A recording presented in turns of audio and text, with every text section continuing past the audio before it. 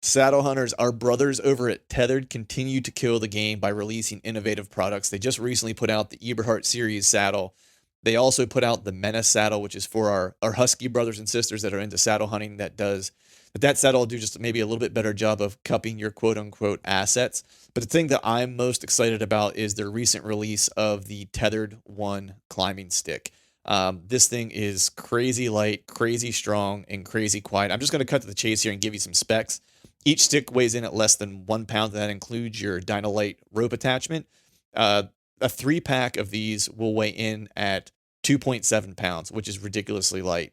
It's a 17-inch step-to-step single stick height, and there's an 8.5-inch step footbed, which gives you plenty of room for those of us folks with bigger feet. It's all made with aerospace grade titanium and aluminum for construction. So if you'd like to learn more about Tether's innovative products, head over to tetherednation.com and check them out. This podcast is brought to you by Skull Brew Coffee Company. Skull Brew Coffee roasts premium single origin coffee, guaranteeing to deliver the freshest coffee directly to your doorstep. The kicker, they're 2% for conservation certified and donate 10% of their proceeds back to organizations who support the interests of our hunting community.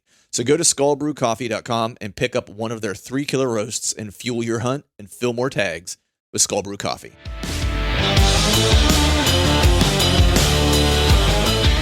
Welcome to the Truth from the Stand Deer Hunting Podcast, brought to you by Skull Brew Coffee Company. I'm your host, Clint Campbell, and you're listening to episode number 200.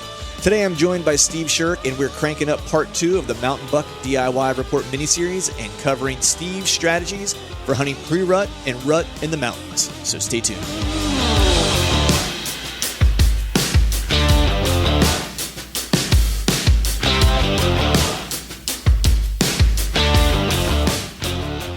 All right. What is up, everyone? Happy Wednesday to you. Hope you are doing well. Hope you are feeling fine. It's exciting, man. The deer woods is just starting to turn on. I've been kind of watching a couple spots via some cell cameras, and it's looking like things are just starting to turn on. My beginning of my season, if you've been following along, was kind of had one really good deer that I picked up at the very end of the summer. Tried to make a play on him, bumped him right before the season opened whenever I did a scout. Never saw him again, which wasn't surprising. I thought maybe I had a week to try to kill him. So that never materialized. And then really I've just done a lot of scouting. I've not done a whole lot of hunting just because I haven't had a whole lot of intel to go off of. A lot of my cameras kind of went cold. Of course, I'd set them up pretty strategically to basically be set up on primary scrape areas and edges and stuff like that, where once that pre-rut kind of activity started, I would start to pick up some deer. And so it was a little bummed out, but it was kind of expected that things probably wouldn't turn on until this past week, and they certainly did. The one area that I had high hopes for had 3 shooters hit a primary scrape area. And this is really, man, where at least for me as a working dude who has limited time outside of, taking some trips and stuff like that, I'll try to get some morning and evening hunts in. Haven't been able to do quite as much of that this year as I would like, just work schedule, not allowing it, been pretty busy. But the value in these cell cameras really for me is to know when I should go hunt a spot and not burn a day.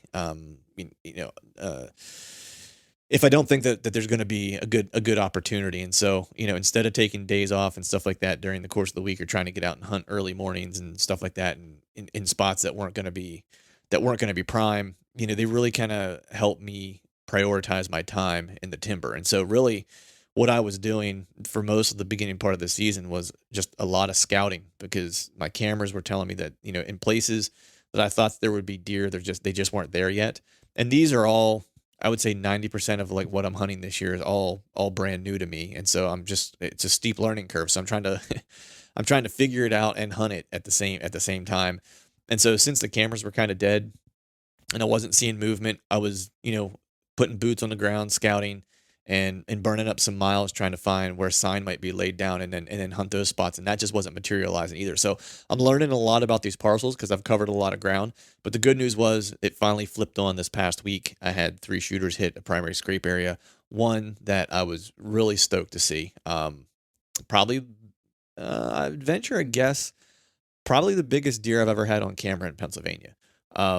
He's a hammer. I'm not going to venture. I'm not going to venture a score because I'm really bad. I'm really bad at that. But he's a good deer, and we'll just say it this way: I would shoot him if I were in Iowa or Missouri or Ohio or wherever. He would get an arrow from me if I ran into him, no matter where that or what that state was. So yesterday I slid in. It's some water access stuff, But what I'm kind of figuring out, or not figuring out, I kind of knew this. Is just the schedule's kind of tying to my hands to a degree. Lots of duck hunters around this water, just in general in this area. Waterfowl hunting is pretty popular, and so anytime there's water somewhere, if you're going to use it to access, and waterfowl season is in, you're going to have waterfowl hunters, and I certainly did yesterday at the beginning of the morning. I mean, it was just like gunfire for 40 minutes at first light. And I didn't realize that waterfowl had come in, or I probably would have skipped the morning hunt. Or maybe not, because in hindsight, it was probably better to get in there while all the other disturbance was going on instead of sliding in later. And then they kind of moved out, and I didn't see anything during the course of the day until probably about 5 o'clock. I had there's a bedding area, a cedar thicket that you can't really hunt because it's so gnarly and tight in there. I scouted it. Most of the buck sign I had seen was in there, but all the scrapes were just on the edge of that bedding. I assumed that that's where bucks would be bedding. And there's a slough that kind of separates the two. And there's a primary scrape area that I found, and then there's a couple other scrapes kind of like scattered around that I'd found in the winter. And that primary one was where I set the camera, because I was like, you know what, in this general area, it seems like all the trails and all the sign is kind of converging to this spot. So this would probably be a good spot to pick up inventory. And that's kind of what was happening. So my assumption was, if I got in there, I was hoping that shooter that I had, or one of the 3 shooters that I had this past week, but the most recent one, which was just 2 days ago, he came from that bedding area like I thought that they would. And my hope was we had a bunch of rain on Friday, all day Friday into, early Saturday morning, and then it stopped. So my thinking was, if he just hit that recently, it just rained. So hoping that they would have to slip through and, or he would slip through and want to tend those scrapes again, just to freshen him up. And he was coming through with plenty of daylight, with opportunity to kill, probably have close to a half hour of daylight. So that was kind of my hope for yesterday. But what ended up happening was the smaller deer ended up slipping through. A young buck hit that scrape. It was cool. I got to watch him for probably a good solid 10 minutes or so, working licking branches, hitting the scrape and doing deer things.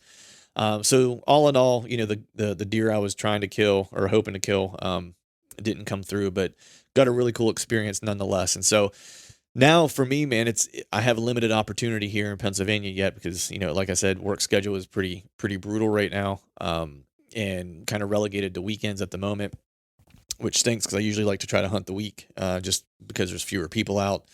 But I don't know that that's going to necessarily happen. So I probably have maybe... Let's see, I probably have maybe 2, maybe 3 hunts left here in Pennsylvania, 3 tops, to try to get something done before I leave for my out of state trips. And then I might catch a little bit of late rut when I get back. Just depends on how things kind of shake out. So that's the plans for me for the next week or 2 here before I get ready to take my trip. And hopefully fill a Pennsylvania tag, but, right now, it's looking a little bleak, so fingers crossed. But with that, have a cool show for you guys today. Second part with Steve Sherk, talking big woods bucks, how to get after him. Steve, if you don't know who he is, if you didn't listen to part 1, I go back and listen to part 1. We talked about early season. Today we're going to talk about pre-rut and rut, which is the perfect timing. Steve hunts the big woods setting in the Allegheny Mountains in Pennsylvania, known for getting on hammer deer. He guides on public in that area and just gets on absolute giants. I mean, you'll hear tales told of PA not having big deer. And this guy has the wall to prove people wrong and trail camera data to prove people wrong as well. And so in this part number 2, what we're really kind of talking about is how Steve goes about hunting pre-rut and rut, which is really it's the magic time in the woods and the deer woods in general. But for him, really, that's the time that he's really has historically really been able to kind of get things done, not just for himself, but for his clients as well. So with that, I hope you guys enjoy the show. And as always, I want to thank you all for listening. All right, folks, welcome back to another episode of the Truths on the Stand Deer Hunting Podcast. And today you are listening to part number 2 of the Big Woods and Mountain Buck series with none other than Mr. Steve Sherk. He's obliged me to come back on. He's not tired of me quite yet, so he came on for a second round. How you doing, Steve? Good. How are you? I'm good, man. So the first session, what we talked about is early season. Talked all about, how to hunt these bucks during, the early part of the year, particularly in October. And I think you and I even talked off the podcast about, that really for us is that mid-October-ish, maybe up to like around the 20th, whenever, screeps really start to kind of heat up, and, the one thing I wanted to start off with whenever it comes to pre-rut and rut, because I know a lot of guys, girls, whomever, when they're hunting, pre-rut and rut, they'll start to kind of focus on terrain features and stuff like that, trying to find pinches where they're going to catch movement, essentially, right? And you mentioned specifically, well, let me put it this way: like I started seeing more and more success even during the rut, or having better and better encounters even during the rut, whenever I was focusing still on hunting that bedding area versus hunting, terrain features. And so, you touched on in the early season, you'd mentioned bed shifting, and what we had talked about is that sometimes leaves come down in different areas and stuff like that. So, I think, and you had even mentioned in that session that, that bed shift is probably more relevant to that pre-rut and rut time frame when things really start to shift in the woods, not just biologically for deer, but also, from a timber standpoint, how it starts to change during that time. So if you wouldn't mind, like, talk to me a little bit about that shift that happens and what it looks like. Sure. And there's a couple things that can cause the shift. I think the number one thing that causes the shift, though, is just because we're getting closer to the rut, or the rut's just about starting. So your bucks they're kind of going around, basically scouting does. They'll leave a bedding area and sometimes set up maybe 100 yards less or a little more to where does are bedding or feeding, just because now they're starting to monitor does. They know that the does aren't ready, but they want to be there as soon as they are. So I think does are a big influence on a mid to late October shift. A lot of times also it can be just like we said, it could be just for the fact that maybe we've had a lot of rain and some cold weather, and now all the leaves are dropping, and the buck, where he might have been bedding for the most part, could have been more thickness and cover due to leaves than actual brush and trees themselves. So those kind of things are happening as well. You also get a little more hunting pressure in the rut. A lot of the buck could have got a lot of pressure even early on, and then obviously we know more people hunt during the rut, where that can easily get a buck to move to a new spot as well. So you got several different reasons why you can see some shifting that time of year, but over anything at all, I've seen the shift for the most part in relation to the rut and does, just because the bucks just don't randomly wake up one day and say, all right, I'm just going to go look for does. Like, they get way ahead of the game, and they pattern the does just how we would try to pattern deer.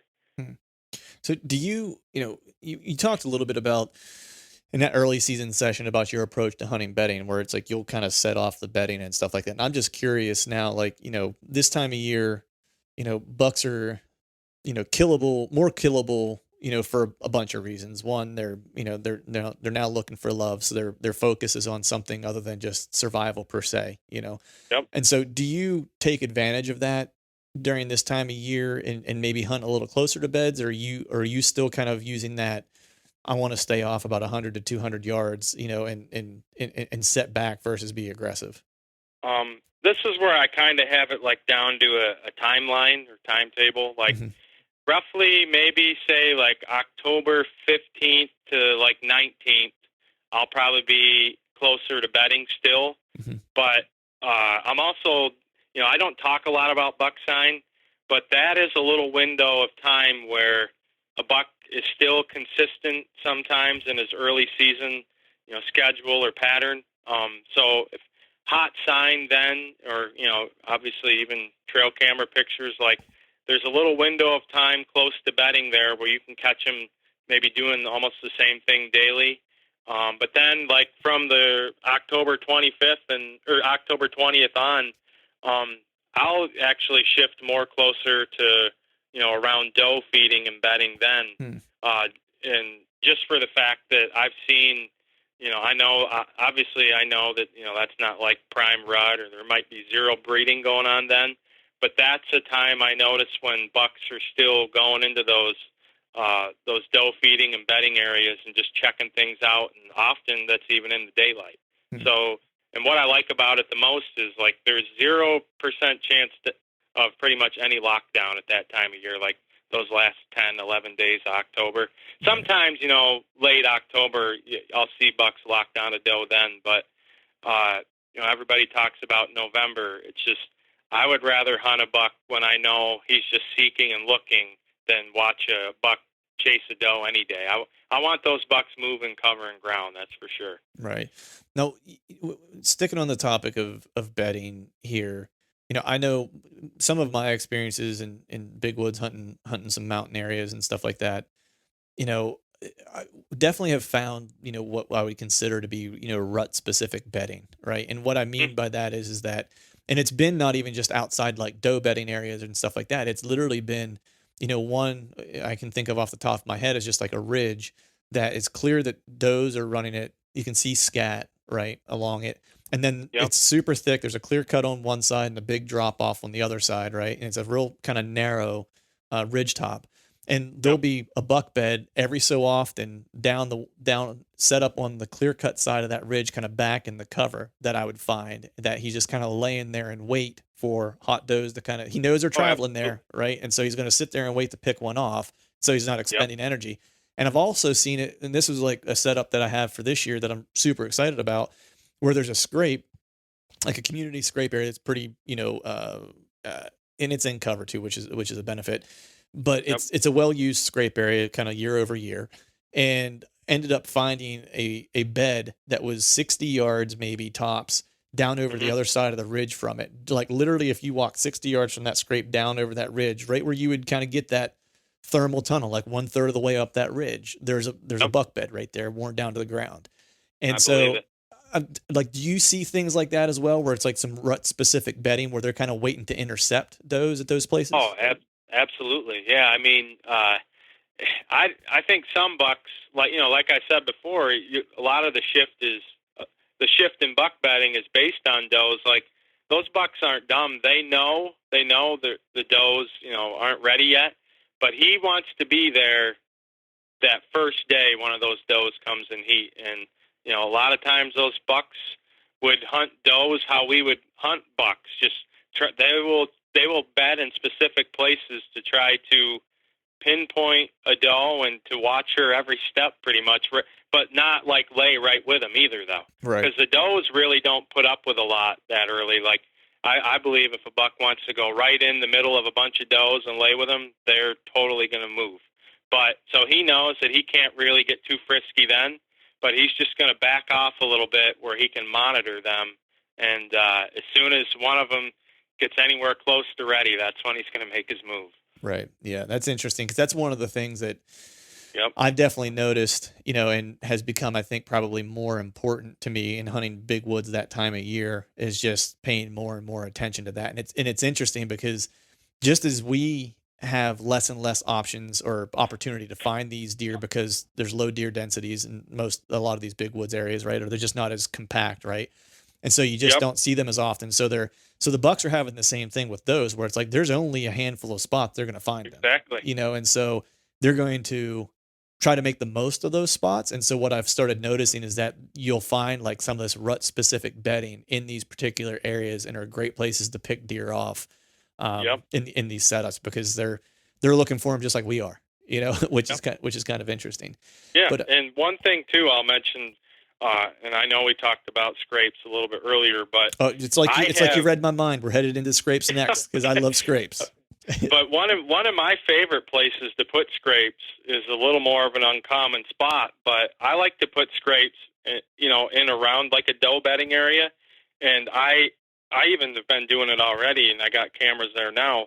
I like to get those does working those scrapes because what happens is you get those does working that particular scrape, and then when bucks do finally shift and they find that scrape and they find that the does are working that particular scrape, it's just like a dynamite spot. Like that buck will hit that scrape every time he comes in there, because that's another way for him to check on those does rather than just, setting up downwind or in a way where he can observe them with his eyes. He can also read what's going on with those does by hitting that scrape. So scrapes inside of doe bedding, especially, like late October period, dynamite tactic. Yeah, I actually use that too, to actually monitor, especially if I'm on like an out of state hunt. And I've talked about this before on this show. When I was in Iowa last year, I missed a big deer, and it was over a primary scrape area. And I had assumed it was like some doe bedding in that general area because there was a big cut in this draw. And so after I'd missed him, I actually set up a cell camera on the scrape, and I wasn't looking for him per se. What I wanted to see, because this was also kind of a bigger woods piece for Iowa. What I wanted to see was that are deer still hitting the scrape? Mainly, I wanted to see if does were hitting it, because if does were still hitting it, then that would tell me that scrape was still hot and active, which means that area is still huntable, right? Because I wanted to make sure that it didn't go cold, because I didn't want to spend my time on that piece hunting it if they were in lockdown. You know what I mean? Sure. So I was using it to monitor that type of stuff as well. Yeah, that's a great point. Yep. So now, kind of staying on the topic of scrapes here. I know you like to hunt over scrapes, and we talked about in early season how you'll set one up and like you'll hunt it specifically, one that maybe you've made a mock scrape, like you were talking about outside maybe this doe bedding area or whatever the case might be. But say there's a scrape, in just anywhere, whether it's, outside of like a known area that a buck's bedding or doe bedding, whatever the case is. What characteristics does it have to have for you, a natural one, for you to hunt it in the big woods? Like, is it, give me the scenario of like where you need to find it and what has to kind of be around it to make it huntable, to where you're saying the likelihood of daytime activity at this scrape is high versus being nighttime activity. Yep. It all depends on the time of the year. So now I guess we're talking more about pre-rut. So you're gonna in the, especially mid-October period and even through late, like you're gonna see scrapes everywhere. You might see so many scrapes in an area where it would be mind-boggling to pick like which one to hunt, because there's just so many scrapes. But the majority of those scrapes are made at night. But yet, I've talked about this before as well, but I just want to bring it up. I can promise anyone that scrapes are hit just as much in the day in some areas as at night. Like, I know there's documented proof that scrapes are mainly visited at night, but then there is a small percentage of scrapes that may even be hit more in the daylight due to being in the right location. So those scrapes are like, if it's mid-October period, scrapes close to bedding mid-October will get hit more than during the day than at any other time. And so that's, I know it sounds simple, but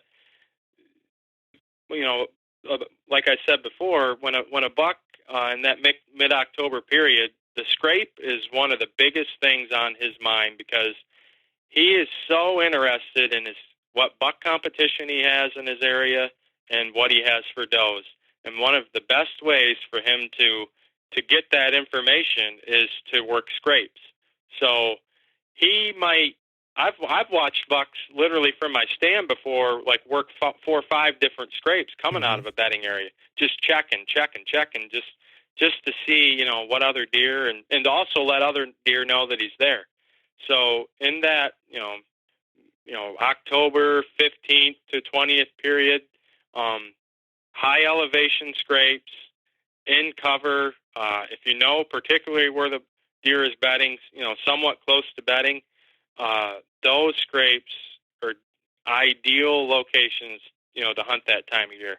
But then those scrapes will start to dry up as we go into the rut. I mean, they might get hit a little bit, but then I've found that during the rut, even though I don't think that scrapes are as key in the rut as maybe mid to late October, but I'll still find scrapes getting pounded. It could even be in doe feeding or doe bedding. It's mainly all related to does, once we get into the rut.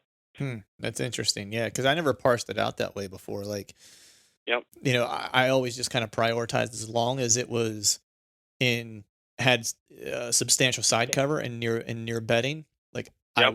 I was good to go, but I never thought of it in terms of the time frames, like Yep. scrapes in the last week of October, for example. I'm assuming probably like the last week of October, like the first Yeah. week of November, probably, right? Like that's that. Yeah, that's where you're going to be more in like a doe concentrated area. Right. That's when I'll find those scrapes closer to buck bedding, because remember we talked about a shift too. Yeah. Some of those buck bedding areas that had scrapes around them, those bucks aren't bedded there anymore anyway. So then the scrapes where the does are, like I've heard guys say, don't hunt sign during the rut, and maybe maybe that's works in other places, but if I was going to hunt around sign at any time, it would be in the rut, Right.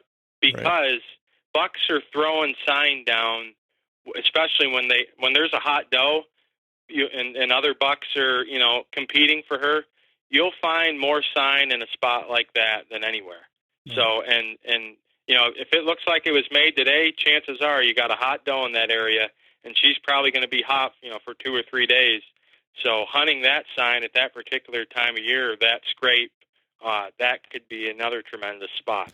Well, because that's not the only buck that's going to be around. If there's a hot doe in the area, it's like there might be it might be one who came through and laid down that sign and it's fresh, and maybe you found it, and it's half a day old or something like that. Just say it's even a day old. Say it's 24 hours old. You get there, it's like chances are he's not the only one who's going to be cruising that area. You know what I mean? And coming to play the game.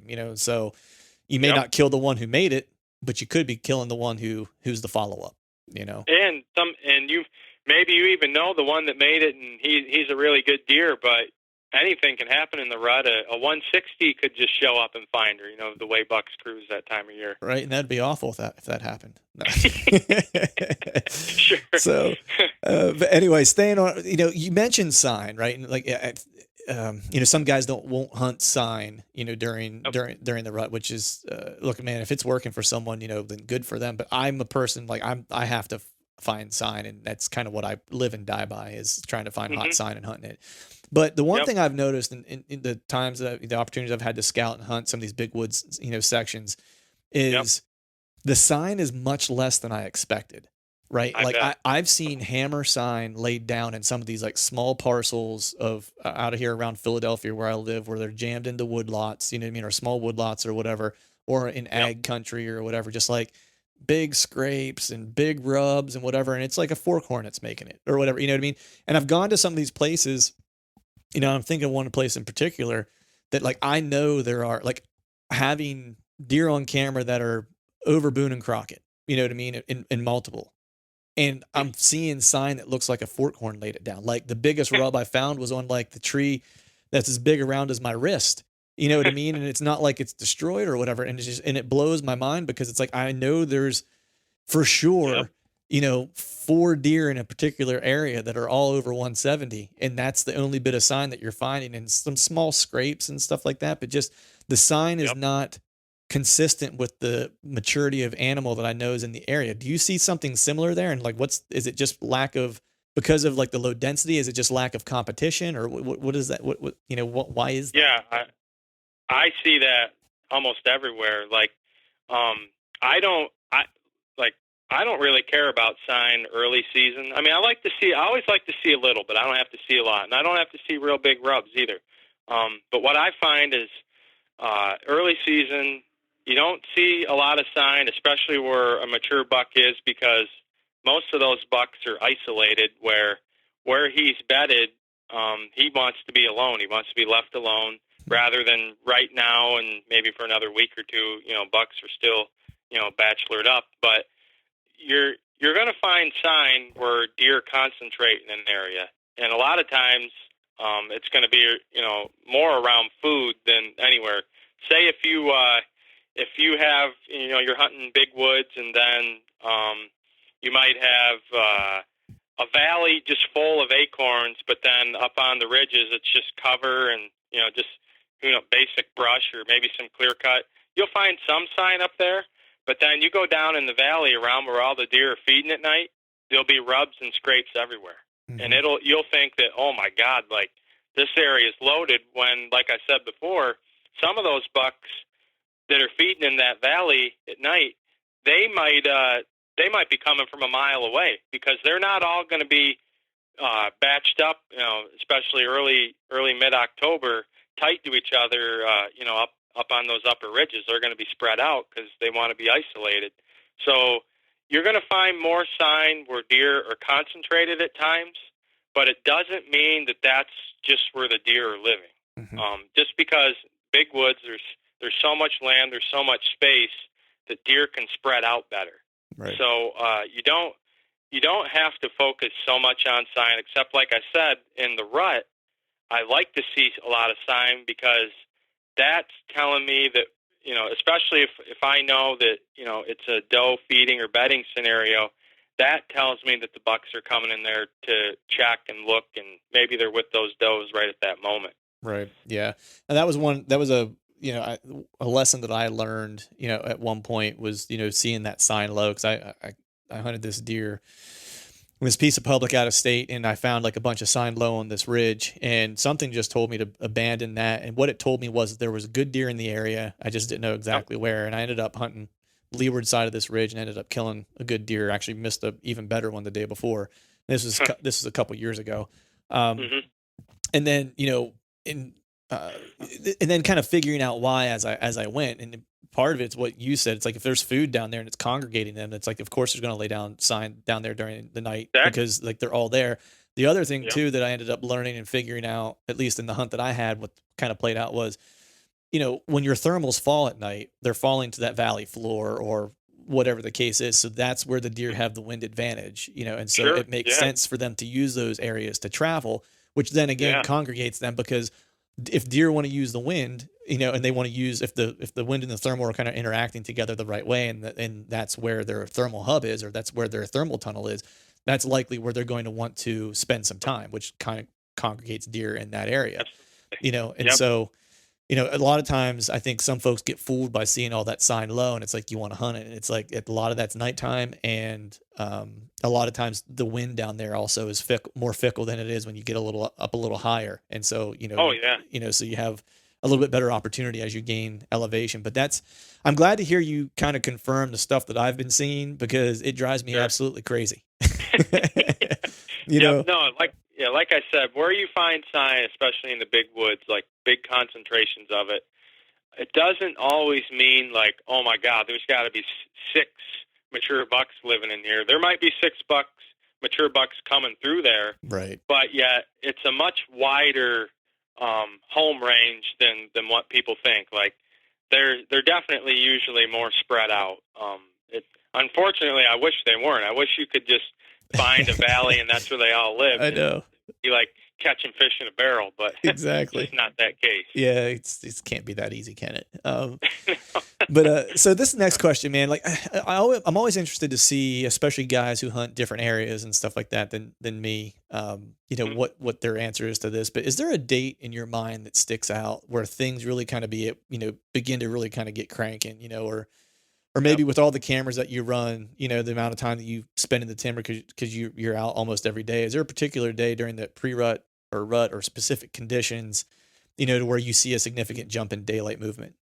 I always say, and I don't think the weather causes the rut. I would never say that. But the first cold front, October 20th or after, like hopefully somewhere between October 20th and 25th, the first cold front you get at that time, especially here in northern PA, do whatever you possibly can to get in a tree that day. Like that would be, every year I see that happening. Like last year, although we didn't have a huge cold front, but it was right around like the 19th or 20th of October. Like October was really warm, and then all of a sudden it started to get, at least down into like the highs were in the low 50s, but then we were getting those frosty mornings, and then the woods just started to light up, and it's almost like it's kind of like us, like waiting for hunting season. Like the bucks are just dying for that opportunity, and it's not just them waiting until their testosterone levels peak, but the weather, it doesn't cause the does to go in heat here, but yet the weather is what really causes those bucks to start cruising and looking more. I just think because the cold weather not only drives them to move more, but they probably can't afford to start, cruising and roaming too early when it's 60, 70, 80 degrees, because they're going to blow through their reserves to really get through the rut. So Right. I've just found like the first cold front, October 20th or a little bit later, right around that time period, just an amazing time to be in the woods here. Yeah, and that makes sense because I mean, it's pretty well documented that the rut, quote unquote, right, or breeding is all relative to the photo period in the area that Exactly. you are in. That's why, like, the rut will happen within plus or minus, like, say 3 days, no matter where you're at. Right. That's kind of like the general rule of thumb to a degree, I think, is the general knowledge. But I think that's a great analogy when you look at like us as hunters and we're like getting geeked up. I mean, how often does like you get that cold snap for like 2 days in September where the temp drops? You're like, oh boy, it's coming. Yep. You know what I mean? It's like it's the same.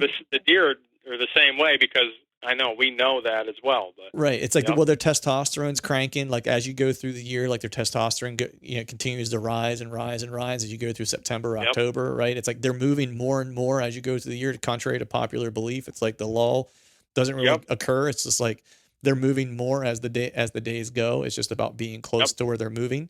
Exactly. So it's all those little things, and I think that that's a really good way to kind of frame it overall. Yeah, and I'll if I could throw one more thing on in there, like I would encourage more hunters to not believe that like November is the only time or the best time, especially because I'm sure you got a lot of Pennsylvania listeners. I truly believe that the best time to hunt Pennsylvania whitetails with a bow, it may be different what part of the state you're from, but I think up here, at least the northern part, like the last 10 days of October, usually more October 25th to Halloween, I think those can be the best days to be in a tree compared to any other time of the year. And not like everyone's like November 1st and November 7th. Mm-hmm. Like I would rather be hunting late October. Yeah, I would say that my cameras have told me the same thing. You know what I mean? Where it's like I'll see more consistent daylight movement in that small period of time. Now you're not seeing chasing necessarily, but like if you want to be able to get a deer to come by like a scrape that's been opened up or whatever, like I would agree with you. Like most of the good deer that I've had on camera over the years with consistency, I can always kind of look back and say like it was in that last week where it's like they consistently showed up. You know what I mean? It's almost like an annual pattern. If I had a buck hit a scrape this year here, I can almost set my watch to it that the following year he's going to hit the scrape around the same time. I've watched it happen a couple times. And like I'm glad you brought this up earlier because it was kind of more like a theory. But when we talked about bucks shifting their bedding and maybe not cruising as much, but kind of waiting the does out, think of it this way: like, okay, a buck has this core area, and I believe that bucks normally don't go like 2 or 3 miles and find like a group of does. Like he's probably going to shift to the nearest group of does close to his bedding and core area. So say like early November, what can happen is he's basically just in a little small area. He's got his own does patterned. He's just kind of sitting there waiting them out. So then I think it could be better later in November once he's kind of done enough breeding in his core area, or maybe he's gotten a little impatient, bred a couple does, and the others aren't ready. Then I think like after like November 10th, that's when I see much more roaming going on, where I think bucks get even much further away from their core areas, and they start really getting that cruising effect rather than, it might not be the peak of breeding, but I'm all about bucks on the move. I could care less about the breeding part. Right. Yeah, exactly. It's like, I want to be done by then if I can be, but I never am. But, so shifting gears here just a little bit, man, like one of the areas that I focus on, so we've talked about hunting early season. We're talking about rut now. I think one of the hardest things for people who have never hunted big woods, if they want to take that on, or just in general, some of these bigger chunks of land, is like finding some type of structure or something that they're going to use to move, and so one thing that I've done is just, And it's not like a novel idea. I've, kind of learned it from my buddy Chad, because this is kind of how he does it a lot too, is just like on these big pieces, it's like, man, I'm following the clear cuts. Like I'm Yep. looking at maps, especially if I'm going to an area that I've never been to before, and I'm kind of seeking out new ground. Maybe I'm going on a hunt and I'm like, you know what? Everything I know of is cold. I'm just going to go to a new area.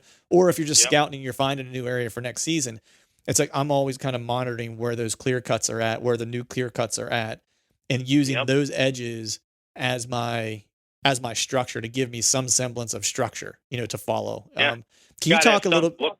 Yeah, I was just saying, can you talk to me a little bit about how you use cuts? Yeah. Yep. So I pretty much only hunt the cuts that are on ridges, like the ones down low. I don't really mess with them. I don't see a lot of bedding or those kind of features in them. But those upper ridge clear cuts, if it's kind of the right cut, before I talked about, I don't find a lot of bucks like bedding and really hanging a lot in the 0 to 5 year range. They, as far as the bedding aspect goes, like I find they like to have a little bit of visibility in there. It doesn't. I'm not talking like they want to see 50 or 100 yards either, but they don't want brush rubbing up against their face. Right. They don't hide that way. Bucks they use their eyes and their ears just as much as their nose. So the right age class, anywhere from 8 to 20 years, like if you can find those cuts, upper third elevations, especially if there's good elevation drops, like you might have 2 or 3 benches inside of a cut, like those become awesome spots. More so, I like hunting around cuts more so early season than I do in the rut. Not saying the rut can be really good for cuts too, but what I find is it's a little easier to pattern does around food than it is bedding, because sometimes doe bedding seems to be a little more sporadic. Like a buck, he'll use that cut for 3 or 4 days, but does seem to, even though they don't range like bucks, their bedding bounces around a little bit more. But outside of the rut, like I'm a clear cut freak. Even in gun season, post rut scenarios when bucks are kind of recovering, clear cuts are just some of my favorite places to hunt. Yeah, it's like I've grown to kind of love them, to be honest. It's like a lot of what I look for, even on smaller parcels here in the eastern part of the state. It's like I'm looking for those cuts, and I've actually taken to like actually hunting in the middle of them. You'll sometimes, and I've talked about this before, where Yep. I've started to really find good sign and actually started finding like specific buck beds. I have one actually that I have a good deer on camera. Is I follow like if there's like a mountain runoff or something like that, and there's like a water ingress through the middle of a clear cut. It's usually nasty thick, but like if you follow it long enough, it usually opens up to where it's like wet enough to where it kills everything off, and it just becomes like Yep. this swampy kind of grass area. And I refer to them as mountaintop swamps. Yeah, I And know just what you mean. yeah, and like I've found all kinds of like buck bedding and buck sign Yep. and stuff like that inside of those particular clear cuts. And Yep. so I've really started kind of prioritizing those this past off season. I mean, I went to anywhere I saw a clear cut and just walked through it. I mean, it was Yep. gnarly. It sucked walking through it, but because Yep. they were thick and nasty and briary. But I found my best sign there, and then I found little ways that they were getting in and out, or on an edge they were using to get into like a bed or whatever. And that's where I started hanging cameras and stuff like that. And sure enough, man, it's like the one camera. It's like I forget how many pictures I had. I forget how long I let it out, so it's not getting completely hammered. There was maybe like 350 pictures on it, Yep. and there was some false triggers or whatever. Mm-hmm. But let's say, I don't know, say out of those 350 pictures, I had 220 like deer pictures. Of Right. those, I would say only 10 to 15% were does. The rest of them were bucks, and that was the same. It was the same 5 or 6 bucks. And I would say out of all those buck pictures, maybe 10% of those pictures were at night. They were all during daylight. There you go. You're so close to bedding right there. Yeah, it was like between 7:30 and like 2:00 was the movement. Yep. Like, No, I totally. You're not telling me something I've never experienced. Yeah, yeah. So I've seen it many times. And one other thing too, like how I'll locate some of those bedding areas, and this would actually work even during the season, so you're not bumping bucks off beds. I find like almost always if a buck's using a cut, he's going to have some serious rubs like on the outside edge of it. Mm-hmm. And I think, I know that's a transition area where, you can commonly find sign, but I think it's more of like a signpost reason. Like bucks will post like rubs that just stick out like a sore thumb. Like they'll have rubs where it just looks like you're shining a light on it, and it can't be missed. And I think those are saying, hey, just so you know, this is my bedroom. Right. And I think that's just a great easy way to locate bedding rather than, going through and maybe busting them out. Yep. If you see that sign on the outside edge of a cut that looks like that, you're probably into some buck bedding. Yeah, this particular setup, it's kind of like the best of both worlds. It's something you were talking about earlier. And, so there's that bed there and that camera there with all that daylight movement. And then maybe 150 yards, we'll say to the west, there's a community scrape that I found this postseason scouting. So I hung a camera there, mock scrape, and I have a ton of does hitting it. And it's right on the edge of that cut. You know what I mean? And that camera's basically all does. The other camera's basically all bucks. And they're separated by about 150 yards. Jeez, you're starting to make me want to hunt with you by telling me some of these spots. Well, man, you got an open invite. We'll do a swap. I can't promise to put you on the caliber of deer that you can, but I'm game for it. But two more questions here, man, before we wrap up the pre-rut and rut session. So give me an successful hunt that you've had that comes to mind during the pre-rut rut phase. Pre-rut rut phase? Yeah. I would say this was, I think it was 2016. I was, and I've told this story before, and probably some people will say I've heard it, but it's one of my favorite hunts ever, or, a few days of hunting. I checked the camera. It was clear cut scenario on the outside edge of this cut. And then it was probably about 50 yards from the edge of this nasty clear cut. There was just like a sheer cliff. So the funnel situation for the rut was tremendous because, like, when bucks are cruising in the rut, they tend to go like they take the easiest route. Like this clear cut was like almost you couldn't hardly walk through it. So it would be like a wall. So anyways, I checked this camera, and I would say, geez, if I remember right, I think in a week period there was like 14 bucks, and I want to say I guess 7 of them to be like anywhere from 120 to 140 inches. Like this was like the best carb pull I ever had in my life. And so I normally I'll do like a 3-day, I hunt a stand for 3 days no matter what. Well, I jumped out of any plan that I had, and I was like, I'm going to totally hunt this stand for 3 days. So the first night, I set the stand up like by noon. It was on a Friday, and the first night, I mean, great activity. Didn't see any mature deer. But then, so I got in there Saturday morning. It was probably like October 29th, and got in there, and same deal, like great activity. It was just a perfect funnel situation, and there were does in there too, so that was also drawing the bucks through. But then I think it was about 9:30 a.m., like one of the biggest deer I've ever seen in the woods. Here he comes coming through. And where I made a mistake was I was doing some blind grunting, and I think that's probably what lured him in. But then he hung up, about 100, 150 yards away. And so I grunted at him again, and that totally got him to come. But the problem was he literally had me pegged. He knew right where that sound should be. So he got to about 30 yards, and he was facing, looking right at me. Well, then what he ended up doing was he started circling me to get downwind because he knew where the sound was coming from.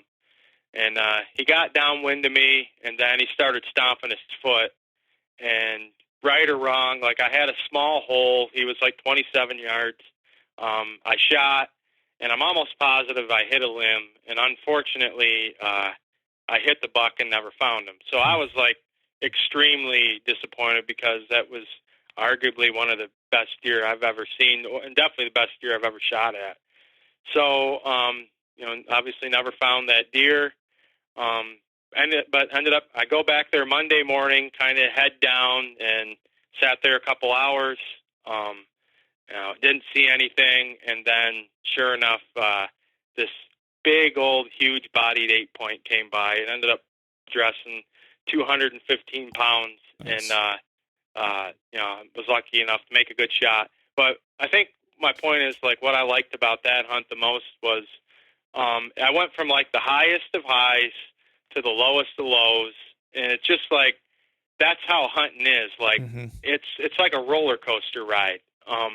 And sometimes I can have like the greatest stretch of 4 or 5 days of hunting when it was all great, but it's like more rewarding when you have success right after a time of when it couldn't have been any worse. So right. I think that's why that's kind of one of my favorite hunts. Yeah. I mean, that's kind of the rut in a nutshell, right? It's like anything can happen at any minute, and you could be riding high and you could be riding low. Just kind of depends on the day, man. So what are your what's Steve Sherk's 3 tips for hunting the pre-rut and the rut? Pre-rut. Okay. So I would say pre-rut. It's like I said before, keep in mind that you got some shifting going on. So you got to know like your windows and your timelines of opportunity. Whenever you have shifting, you want to be ahead of it. So I would suggest this part, especially this part of Pennsylvania, I would focus, and I'd put a big deal of focus on scrapes just outside of bedding areas through that roughly mid-October pre-rut period, even getting into a little bit late October. So I'd focus a lot on scrapes. And then number 2, be aware of the shift. Like I hear of a lot of people, like it's like there's either people that do good in October and there's just people that do good in November. And I think a lot of what it is people don't pay attention to these shifts. They're just like, I don't know what happened. I was seeing deer and the spot was great. The sign's here. Now I'm not seeing anything. Well, expect the shifts to happen and be ready to make a move. So that would be my number 2 thing is don't get so tied up onto what you were seeing in October to happen in November. And then number 3 would be in the rut, put as much time in that tree as much as you can. Like that's the time of year when, like we even said before, it's like a roller coaster ride. But say you've hunted till 4:00 one day and you didn't see nothing. I promise you that there's never a minute during the day a good buck can't come by. Like you have to always keep your mind open and knowing that in the rut it can truly happen in seconds at any time.